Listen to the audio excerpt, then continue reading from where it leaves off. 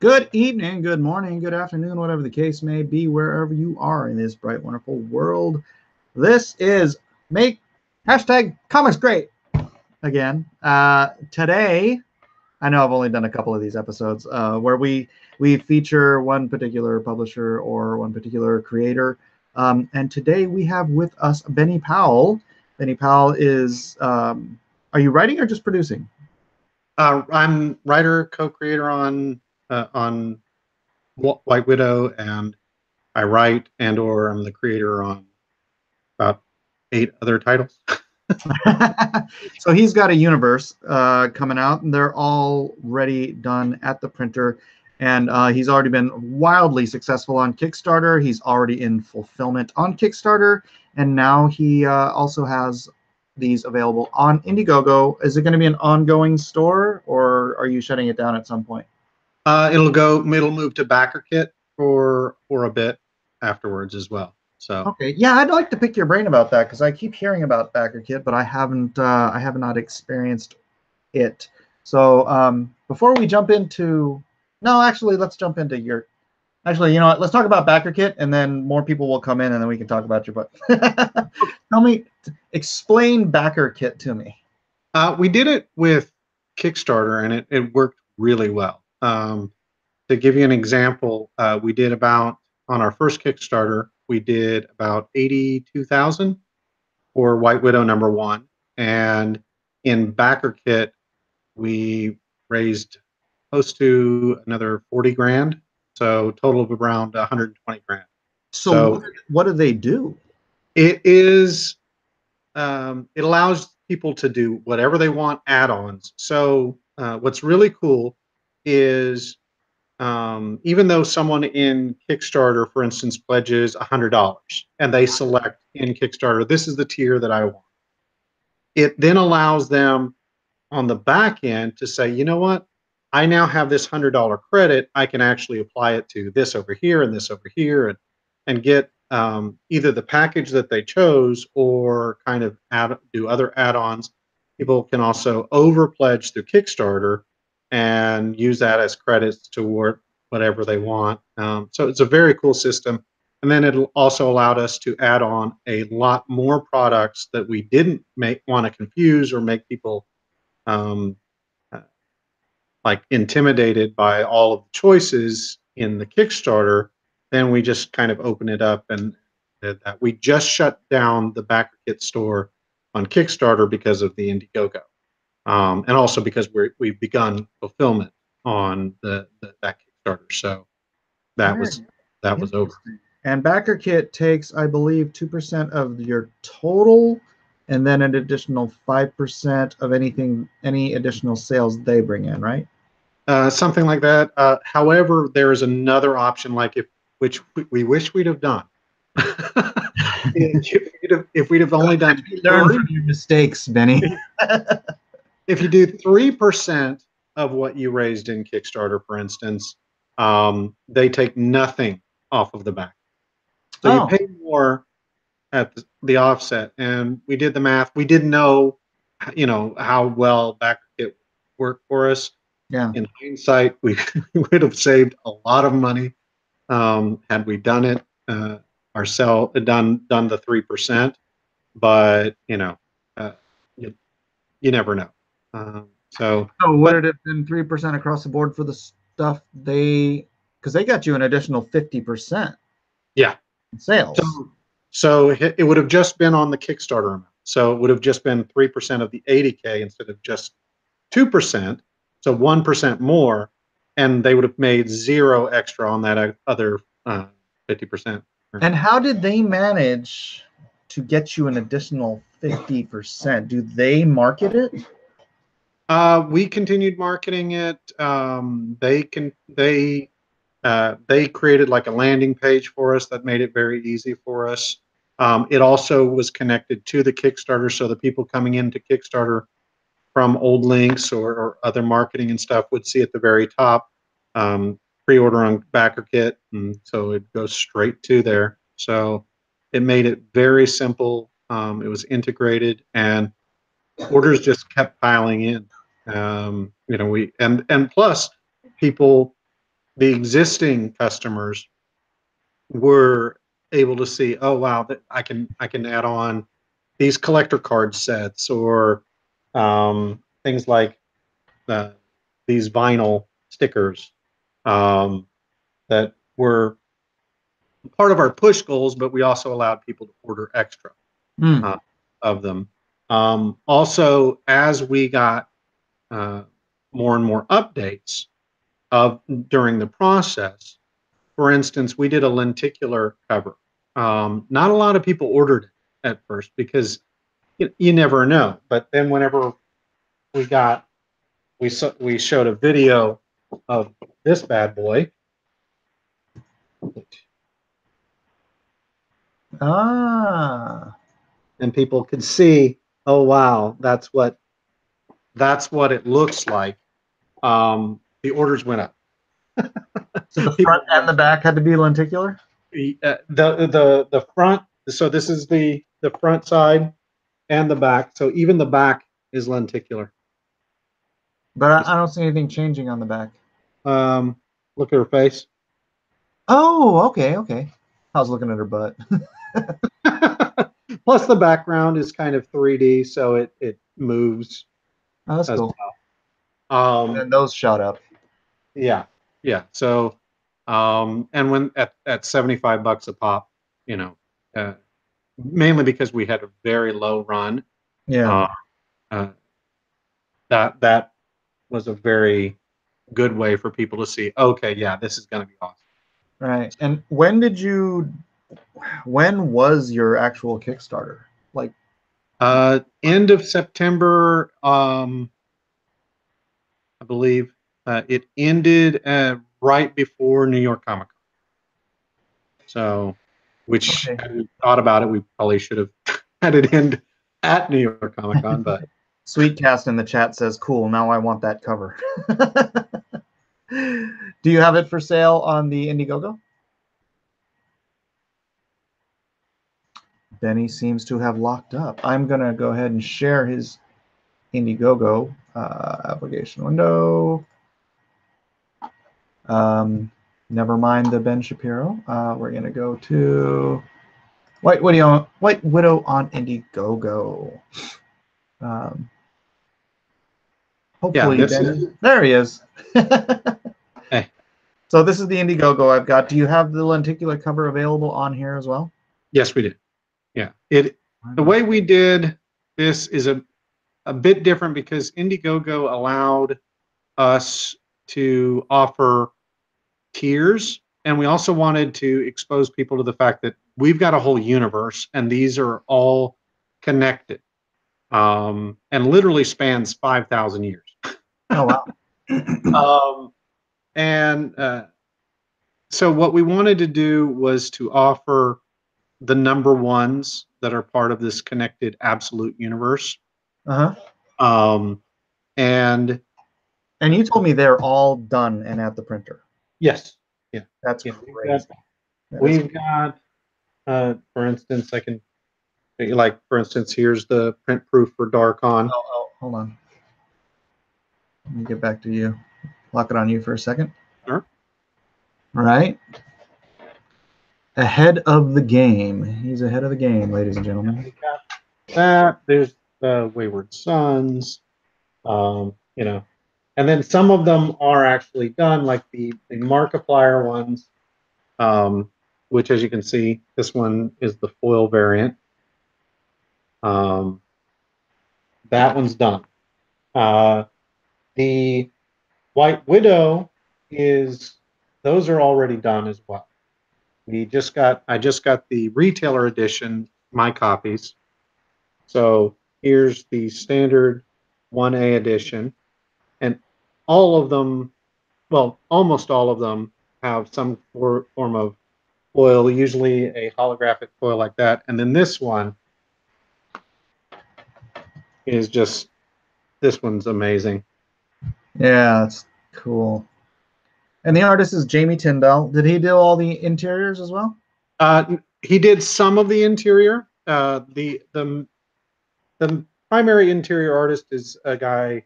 He's done stuff for Dark Horse and various publishers, IDW and stuff.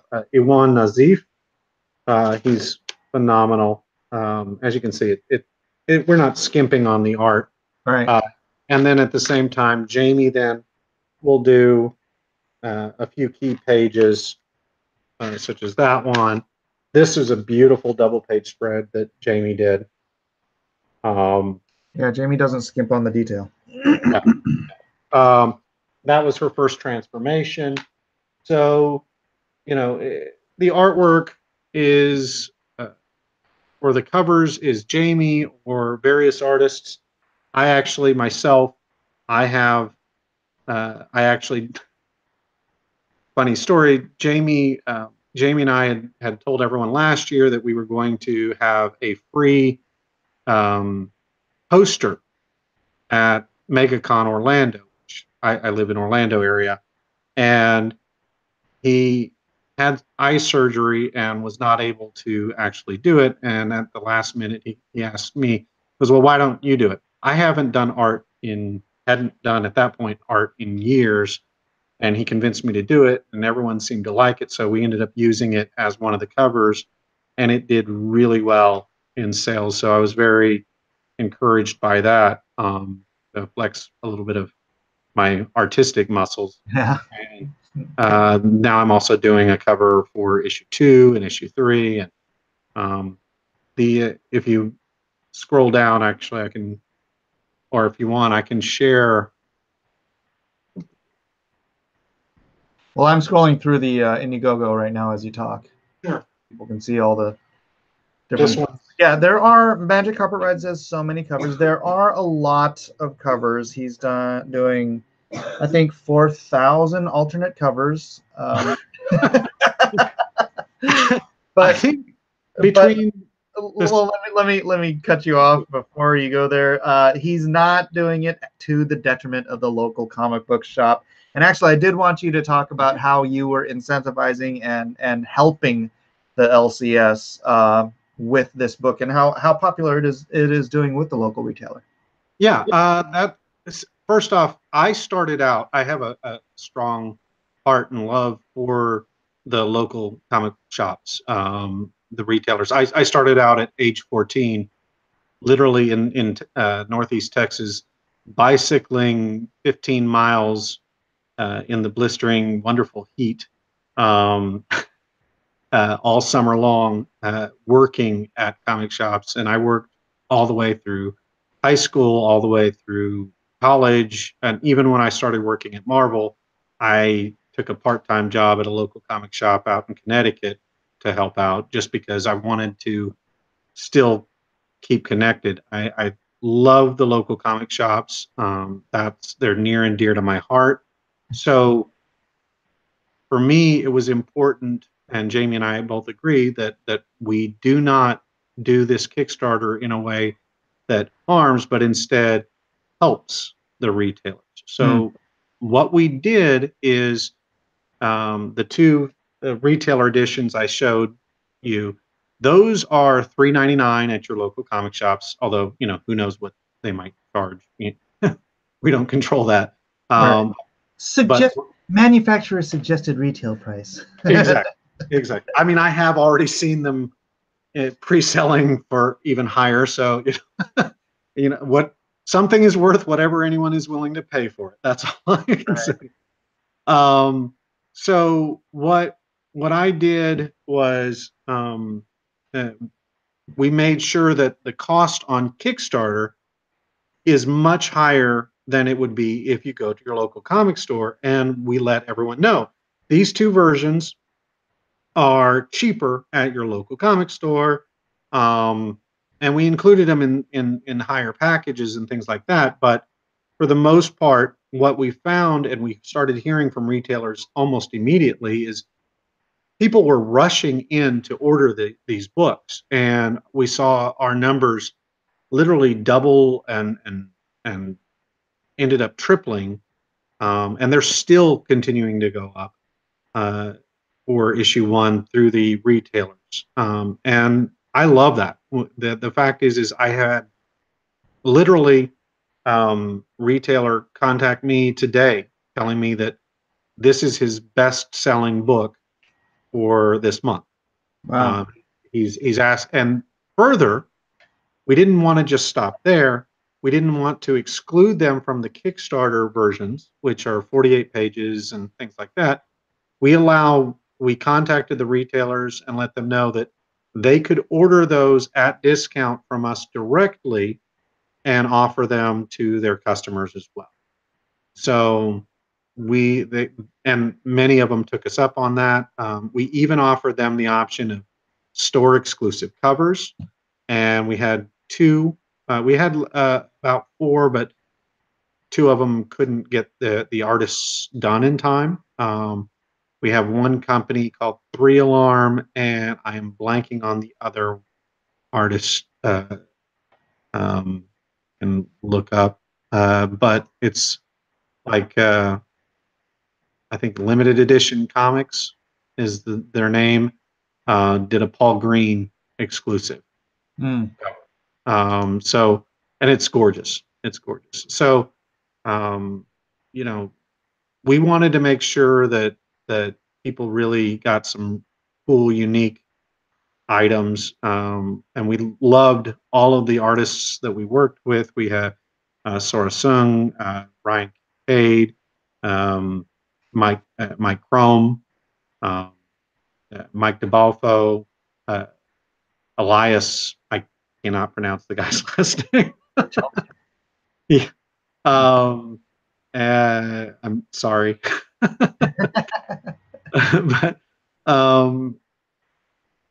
Jason Medcalf did one for our New York Comic Con. There were just a plethora of really awesome covers, all told. So we were very, very happy with the final results. Like I said, I did one as well. And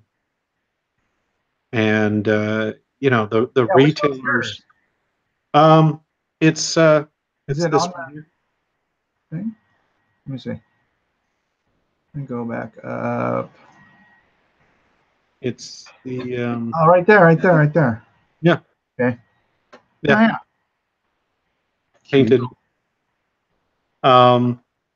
What's funny is it was the very first piece of artwork, and we had discussed having the hair the way I painted it, and of course, the instant Jamie finally did his version, he completely changed the hair. I'm like, Jamie.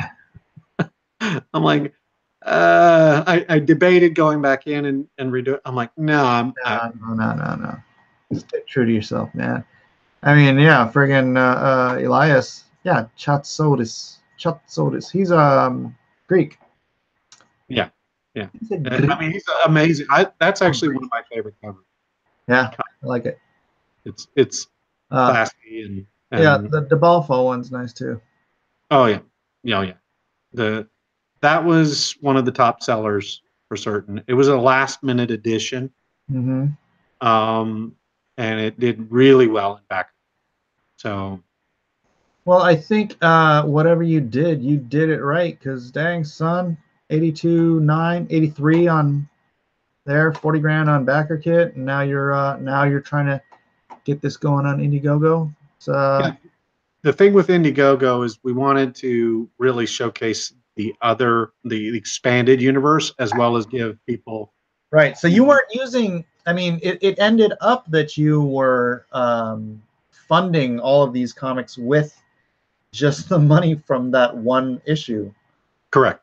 Yeah, and it also funded issue 2, which is I think that's great, man. The idea that you would take that money and turn it back into making more comics rather than just like, hey, you like my new Lamborghini? Or whatever. No, that's I applaud you for that. That's great. yeah. Well, I'm and trying to that's make what we explained to people is the goal here wasn't for us to just take the money and run, but to try and infuse it back into the work itself. And Jamie did 6 exclusive covers as well for the other titles. And we did something fun because we wanted to show that on his covers that White Widow eventually will be part and will be crossing over. So on those, we call them the White Widow variant because if you look really closely, hidden in each of his covers for the other books, White Widow's hiding somewhere in the background. Oh, really? Yeah. So it's a fun little Easter egg on those. Oh yeah, the alternate covers are, but all your alternate, your pictures are so small, I can't see them. I can show you if you want. I can share the screen and show some of those on this side as well. Oh, here she is. Yeah, those are the White Widow editions. If you see, she's hiding in the background on Amped, and then on Wayward Legends, down on a rock over on the side, she's crouched over there. Oh yeah. On the Wayward Sons, she's on top of the building over there. On Dual Identity, she's on the exploding boat. Oh, right here. Yep. That's funny. Katrina, she's on the building behind her. So yeah. Link needed. They're asking for the link. Well, yeah. Comic Book Bob, could you grab the link from IndieGoGo and stick it in the chat? I'd appreciate that. It is White Widow Expanded Comics Universe. So yeah, it looks like fun, man. So tell us who White Widow is. You created it? I created it with Jamie. Basically, Jamie had the initial concept of basically her name, that he wanted her to be something unique, but still spider-based powers. He also, I believe, had the idea of having her have some kind of a genetic disorder as part of her origin. So, he gave me kind of some of the tools and things, and then turned me loose. And I took that concept, and basically what I'm spilling some insider secrets here. What we'll find out in issue 2 is she was born with a very rare genetic disorder. It's a very real genetic disorder, and her parents work for this clandestine scientific organization that's very much connected to the rest of the Absolute Universe, specifically the Dual Identity comic book. And that same organization, they're part of the R&D department. When she was a baby, her mother, who worked in the genetic splicing, decided to splice her genes together with a White Widow spider. Now, the only thing that did at that point was it halted, slowed her genetic disorder, because White Widow spiders, actually, this is straight from the animal kingdom, I did a ton of research on. They have immense healing capability. Like they can regenerate limbs. So with that in mind, that's all that really happened. Now, flash forward, she's in her early 20s, going to college, and she's exerts herself while playing volleyball, passes out with a bloody nose. Her parents, who have been monitoring her and watching for anything her whole life, which drives her crazy, run some tests, and sure enough, it's not, the disease has progressed beyond the capabilities of the White Widow gene splice. So the father, who was working in the nanotech side of this organization called the Group, decides to, once again, they are going to try and steal the technology from their organization. Only this time, something goes horribly wrong. He shows up at her dorm room, injects her with something, and then falls to the ground, and she sees that he's been shot and is dying. Before she can call the paramedics or anything, all of a sudden she transforms And what it is it's the infusion of these nanites into interacting with the existing White Widow DNA that's been spliced together to create something completely new and unique. Cool. I like it. So Star Tiger in the chat says White Widow is White Widow still coming through Diamond? I pre-ordered the book months ago and still nothing. I believe it hits stores either this Wednesday or next Wednesday. They are at Diamond. So if you want the store version, don't bother with the IndieGoGo version. But if you want the cooler versions, they're on IndieGoGo, right? Yeah, unless they sold out at the store. Unless they sell out of the store. You better get there early, I guess. Yeah. So they are very, very popular. We did send plenty to Diamond for reorders, but they're already expecting us to run out of those based on consistent reorders. Like literally, we log into our system every day and we see that the numbers are going up. So the rest of them, unfortunately, are on a boat coming over. So it may be a while for the reorders through those, but we do have the ones who ordered through Kickstarter already here, and by the time this IndieGoGo fulfills, those will have arrived as well. Right on. Let's see if I can delete this real quick. I'm trying to get your link in there, but my Mac is a piece of crap. Come on. And hashtag / Right. That should work. And so here's the link, guys, in the chat. And so you created the other 8 books or 7 books? I created. So, well, obviously, I didn't create Markiplier. He's an existing but so that title I co-wrote with Mark, and that's another fun one where the story is he gets this watch in the mail, doesn't read the instructions because that's what Mark does famously, and he pushes a button and immediately falls through a dimensional portal into the world of our comics. So he's bouncing around, as some people have said, like sliders, trying to get home. Of course, I think of Greatest American Heroes because I'm very old. The lack of reading the instructions, and it's just a fun romp of him kind of exploring our different worlds one at a time. So, which I have here. I don't know if you want to.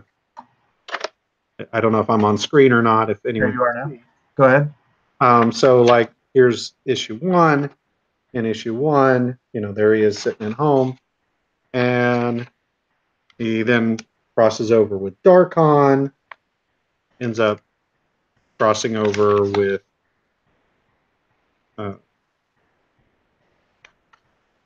Wayward Sons.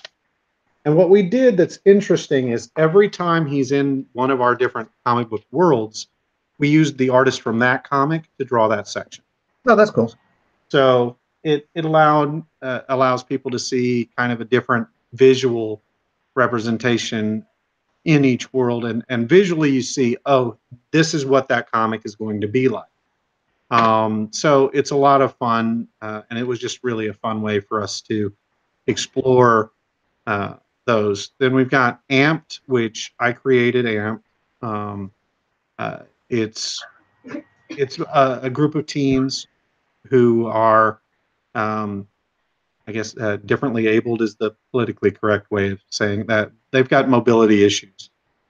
Each one of them has a different issue, and to overcome this, they were selected because of their age to be part of this program called the AMPed program that downlinks their minds into these robotic bodies, and you can guess that things go awry from there. It's That actually kind of similar to a character I have called Cyberjack, but he goes into I call it a solid energy battery, and he sort of becomes a living Green Lantern construct that can, that's cool. yeah. So this one is also very much connected with the world that we're creating. The series is the first couple issues so far are written by Brian Augustine, who you may recognize the name from Gotham. Yeah, I've known Brian for a quarter century. He was my first editor at DC. Right. Editor, Flash, Legion of Superheroes. I've always been a fan of his stuff. Then we've got Dual Identity, which is it's a fun series I created that I always thought. Well, I'll tell you the premise is imagine you're in our world and all of a sudden Wonder Woman appears. This woman who comes from another world. She's here to save us from the same things that devastated her planet. That sort of trope. Yeah. It's all bullshit. Sorry, excuse my French. BS.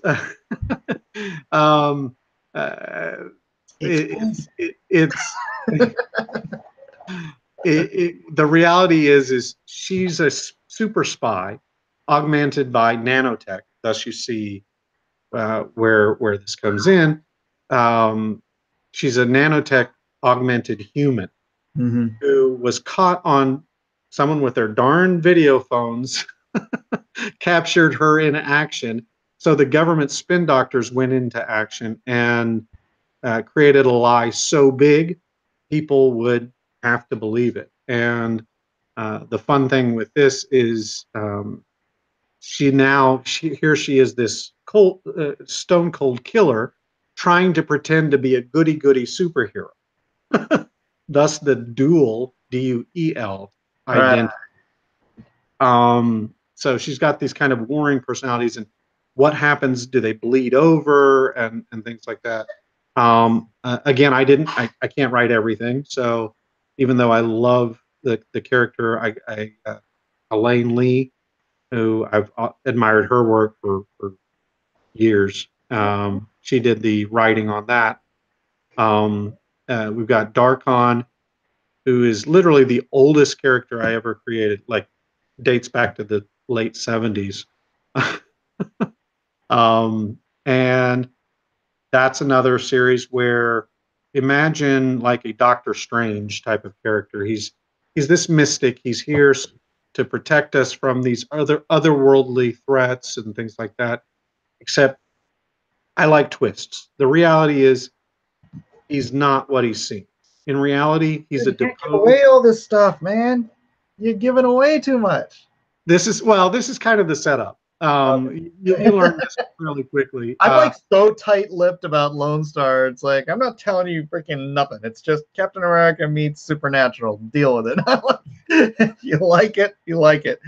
Because I've got twists and stuff, and I don't want people knowing. Oh, this is just the beginning of the twists. But so the reality is he's. I wanted to know it's on my shirt. Yeah. So he is literally not what he appears to be. Let's just say he's not protecting us because out of altruism. He's protecting us because we're his food source, his domain. See, dude, that's a twist you want to keep. You don't want to. There's so much more beyond that. That's like literally going. Let's scratch the surface. Really? Wow. Yeah, he's been on our planet for over 100 years. So, which you learn very like issue 1. Well, hey, let me ask before you go on. Sure. What's Chris got to do with all this? Chris Crosby? Yeah. He is First Defense. That's his book. Oh, okay, cool. Yeah, that's the Yeah, only you're like one surrounded by all these friends of mine, and so that guys, that's ultimately why I have Benny on the show, because he's working with friends of mine, so I brought him on. I just met Benny for the first time today, but obviously Jamie's working with them, and Chris and Brian, and he's got all these great books, and so I thought it would be good to get him on and see what you guys thought about his. Chris is also part of the board of directors for our company. Oh, cool. And he actually on Wayward Legends is started out as a webcomic on KeenSpot. Yeah. Back when they Chris Crosby runs KeenSpot, for those who are familiar with webcomics. It was kind of one of the biggest webcomics portals out there. I don't know. He hasn't been doing his book for a while, but yeah. Yeah, he's been incredibly busy. So does that mean come San Diego Comic-Con, you are going to be taking up half of the KeenSpot booth? We were for many years, actually. Really? From 2010 through to 2016, we were the majority of the booth, actually. Really? So yeah, we footed most of the bill as well. But yeah, we've been partnered with them for a long time. I launched Wayward Legends in 2010 on KeenSpot. It shot up. We were crazy with that book. We did a page a day, Monday through Friday, full page, full color, ink, everything. And then bonus page on Saturday and a bio page on Sunday. So we literally for 3.5 years updated every day. Oh, wow. Yeah. It was the only reason it stopped, and this is not to bring everything down. The head of the studio over in China, my artists were in China, and they were well paid. I get that question a lot. Oh, you go to China because it's no. I paid them twice what the average worker gets. Yeah, they were very comfortable and happy. Let's just put it that way. But sadly, you get the joke. People say you never know when you're going to get hit by a bus. The head of the studio, as I've heard, was hit by a bus, and no one else spoke English. I had no contact with anyone, so my whole art team wiped out. Oh my gosh. So otherwise, I'd have still. I've through the grapevine, there is a silver lining. I have reconnected now with the penciler. I found him working for a company in France. So hopefully we'll begin again on that. What we've done, we have relaunched that series as Wayward Legends, and we've completely remastered, relettered, new artwork, touched up. So it's a brand new book, and right on. Yeah, I did a webcomic for a while. I don't know if you'd remember it, Electronic Tigers. I actually did a crossover with Sore Thumbs. Oh, okay. Yeah, I may remember. I'd probably have to see it to jog my memory. I'm terrible with names of stuff. Yeah, it was like almost 8 years ago, maybe more. Yeah, it was a while ago, man. That would have been when I started at KeenSpot as well. Oh, really? Okay. Yeah, 2010. But yeah, I loved the webcomic. It was a breakneck pace, doing every day. Yeah. But I loved it. And people, I mean, when you have millions of people reading your stuff, and you realize more people are reading this than any Marvel comic. Oh yeah. Yeah. It was What was your daily uniques?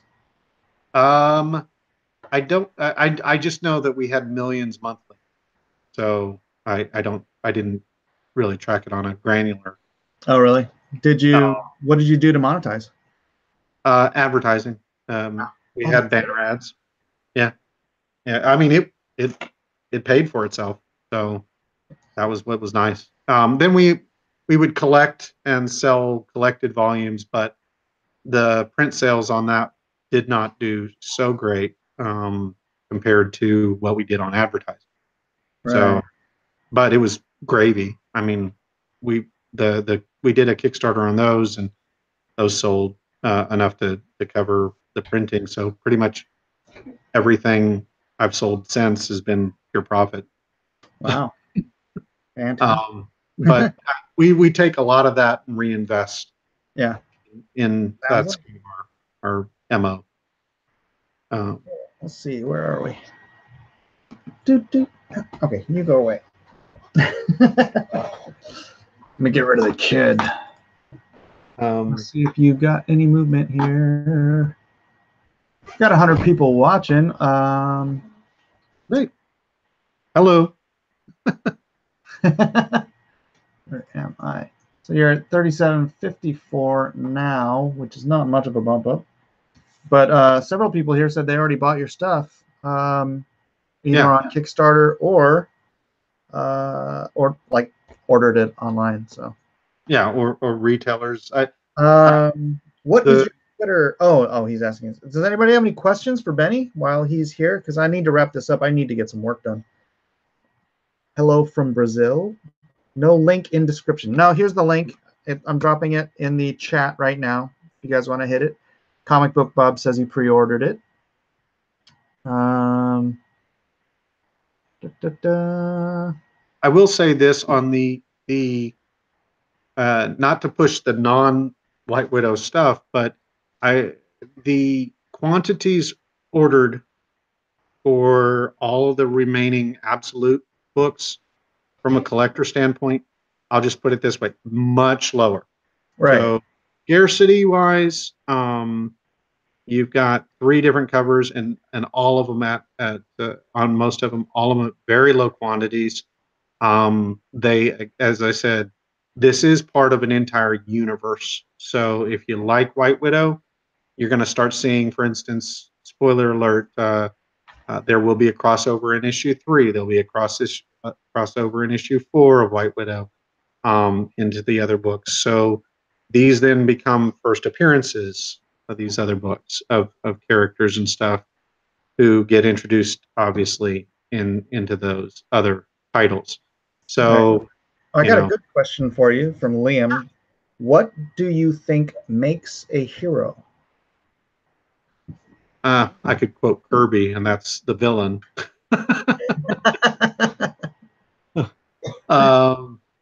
But a hero, I often look at most of my titles aren't as black and white. These people are heroes. These people are villains. Instead, I look at them as they each have different motivations, and people who are bad guys to some can still do good things, and vice versa. So you just have to look at motivations and things like that. And I kind of leave it up for the most part for the reader to determine who is the hero to them. Yeah, it's interesting actually. I was on it chatting with a friend, and I asked him who his favorite character in Injustice was, and he said Lex Luthor. He's basically making the founding case that unlimited power cannot be trusted in anyone's hands, but also not in the hands of the people. He's an Adamsian federalist, which I thought was funny, but I know you're not into politics at all. But the writer for Injustice is like super left wing, and Adams is like super right wing. So it's just funny that he would put these ideals that on one hand make him a hero, but they're probably ideals that from the writer's perspective make him a villain, because it is all about perspective, right? Right. Yeah. I mean, everyone in their own mind is the hero of their own story. So right. Hitler didn't think he was the bad guy. Yeah. The thing that always got me about that is you hear stories from his maid who go, he was a really nice man. I'm going, really?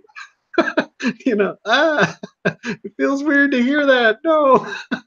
right. I'm gonna hit you with this question. It was a super chat. It was $1.99 from Evan James. Is White Widow Comicsgate or Comicsgate adjacent, or do you even want to take a position? I don't really get into that.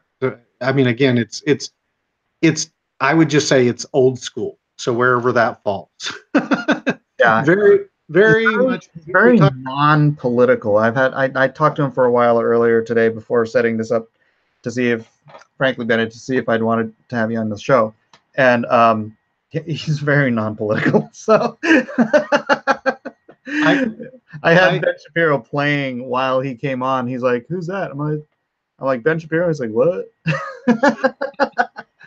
So he's like, I try and keep abreast of the news somewhat, but I don't. I look for, like, this is what's going on, not the things like that. Mainly because we print so much in China. I need to be watching what's going on there. right. So that's a big one. But we're very old school. Like you and I spoke earlier. We both agree that the '80s sensibilities of storytelling and comics is really the important thing. It's the '90s. It was all about image, and then the 2000s, it kind of almost became the reverse. It was like this backlash where it's a bunch of talking heads and no real action or visual. What do you think about the stuff that's coming out now? I'm not. I'm not personally a big fan of a lot of the stuff that's coming out, mainly because it's. Welcome to Comicsgate. Mainly, like, the thing that got me was what it seems like. It's a lot of going after, or a lot of the big two are kind of going after a diminishing return of fandom, as opposed to, whereas you look in the other media, like Teen Titans Go and Teen Titans the original, and even Young Justice, the cartoons at DC, are very much all inclusive and bringing new audiences in. You get and what they did to Starfire in the comics, meanwhile, is a travesty. And whereas I see little girls at conventions coming up as the Teen Titans and Teen Titans Go, Starfire, and to them, that's a character to idolize, someone who's sweet and loving and embodies all of these great and wonderful positive things, and then they turn her into this, like, slut. Yeah, and that breaks my heart, because I know. I loved Starfire as a kid. I'm not. So that's the kind of problem I have on that side. I Meanwhile, like I said, for me, storytelling, I like I learned from Larry Hama, who actually is writing with us on one of our series upcoming called Monster Isle. Um, who I think he's one of the greatest writers of all time. If anyone can take something like G.I. Joe, which is a toy comic, which should have been a throwaway type of license, and turned it into one of the greatest comics, in my opinion, of all time, that's a genius. That takes a genius. And so for us, it's not all story, it's not all visual. People forget comics are a visual storytelling medium. It takes the combination of these things. So when we were looking for artists for White Widow, for all of these books, the criteria I had is not who's the flashiest person. It's not who's the flash in the pan, or trying to take a pinup artist and make them an interior artist. Instead, it's who tells the story best, visual. And of course, we want it to look good, and I think the creative speaks for itself. But it is a storytelling medium Yeah, visual. I do. You know, I know you don't like to get into politics and stuff, but I do have to. I do have a huge bone to pick with you. Mhm. Jamie's Canadian. Well, no, You know how they are. well, he lives in St. Louis. So, um, Jamie's that Canadian friend who every time you go out drinking brings up the War of 1812 and how we burned down the White House. Like, dude, it was 200 years ago. Get over it. yeah, he's. I love Jamie. I love him. He is honestly. Uh, you know how you occasionally will meet a creator who, boom, you find that spark of creativity, and that you can work together. And honestly, that was almost instantaneously with Jamie. I started out. My wife has a printing company that's we print with, and so I was working with him on printing, and it did not take long for us to start realizing we wanted to work together. And it has been creatively the most fulfilling year of working with him I've had in since. And I started in '94, so I've been at this a long time. I'm waiting for the interview to go. You're an overnight success. That's been a long. Yeah. So, but yeah, he's awesome. And I I know he's friends with you. He's friends with everyone. That's the He's gregarious. yeah. I haven't met a single person who goes, yeah, he's a jerk. Like No, but he is Canadian. we actually, believe it or not, we actually have a Canadian superhero comic in development. Okay, we gotta go. Sorry, this is over. No more. You can push me so far, but But we also have First Defense, which is yeah, have you ever seen Jamie in his Captain Canada outfit? yeah, yeah. He legitimately had a Captain Canada version of the Captain America outfit made, and he wears it to like Dragon Con and stuff. It's actually, if you click on his Kickstarter, it's his icon. Oh no. Okay. Ah, that's it. But Too much. yeah, no, he's awesome. But yeah, like I said, I appreciate all of the support, all the people who have been ordering. I so far I haven't had anyone who's read the digital versions or anything say, "Oh, this sucks." So, knock on wood. I'm waiting for it. It's inevitable, but so far so good. So we're very happy with that. All right, man. Well, thanks everybody for being here. Please do check it out. Scroll through the IndieGoGo. Again, there's some great people on Bobby, right? Benny. Benny. Yes. Sorry. Benny. I don't know who I'm thinking about. On Benny's team. I did just meet you today, so that's fair game. No, of course. Friends of mine, good people, and that Canadian dude. So, anyways, again, here's the link one more time in the description. Bam. So if you guys want to check that out, I will drop the link in the description after this is over, and then people who come in to watch it later can check that out. Thanks everyone for being here. Benny, do you have any last words?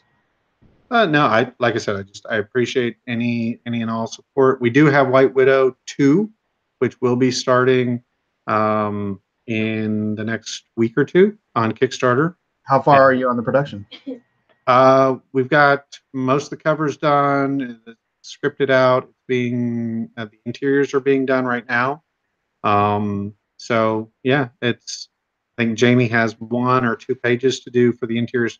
He tries to do a couple pages at least, 1 or 2 pages at least per issue, where he actually does have some interior work, and the covers for it look just absolutely astounding. It's even as good as issue 1 covers were. This is another step up.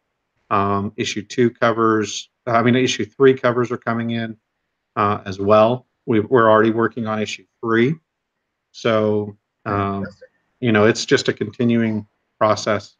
I have the first year plotted out already. Cool. Well, it sounds like you know what you're doing. I'm glad you are already in fulfillment on the first one. That will give people much more, what's the word? Trust, faith, hope, whatever.